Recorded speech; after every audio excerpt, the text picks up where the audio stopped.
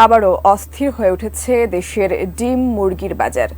সপ্তাহ ব্যবধানে রাজধানীতে ডিম ডজনে বেড়েছে 25 থেকে 30 টাকা। এমনকি তেল মশলার দামও বাড়তি।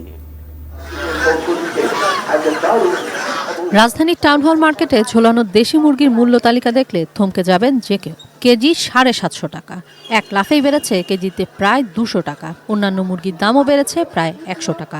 খাদ্যর দাম বেশির কারণে বাচ্চার দাম বেশি, তার জন্য আপনি মুরগির প্রোডাকশনটা অনেক কিছু ছোট খামারি আছে তাদের সাহসে কোলা না, এই ব্যবসাগুলি চলে গেছে বড় বড় সিন্ডিকেটের হাতে। কক মুরগিটা আপনার এই যে ফার্মে ওরা কিন্তু বাচ্চাটার দাম বেশি থাকে, অতিরিক্ত গরম অথবা অতিরিক্ত শীতে, এই কারণে এই দামটা বাড়ছে। বাজার ভেদে মুরগির দামে সামান্য তারতম্য থাকলেও বিক্রেতারাই জানাচ্ছেন বাড়তি দামে নাকি কিনছেন তারাই। সোনালী কক মুরগি আমরা 360 কিনি বা 55 কিনি, আমরা 70 বেশি 80ও বেশি। পাইকারি 202 কিনা ব্যান বাড়ালে মনে কর পড়ছে আপনার 5 টাকা 8 টাকা পড়ছে, আপনার 20 টাকা 15 টাকা বেশি।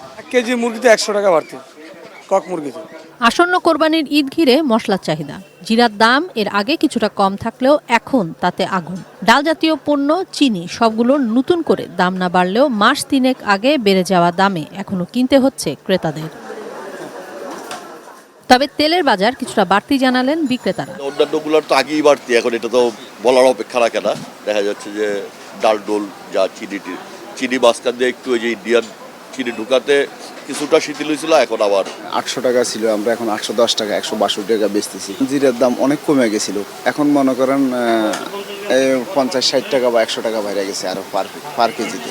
বেড়ে যাওয়া দামেই কিনতে হবে তা মেনেই নিয়েছেন ক্রেতারা। বলছেন লাভের লাগাম ছাড়া লোভ টানা না গেলে ক্রেতা দুর্ভোগ বাড়বেই। কি করবো আর, চিল্লায়ও লাভ নাই, মাথায় হাত দিয়েও লাভ নাই, কিছুই নাই। এক সপ্তাহ চলন ছিল 120 টাকা, এখন 4-5 দিন ব্যবধানে দাম বাড়ছে অনেক। কিশোর জাহান, এটিএন নিউজ, ঢাকা।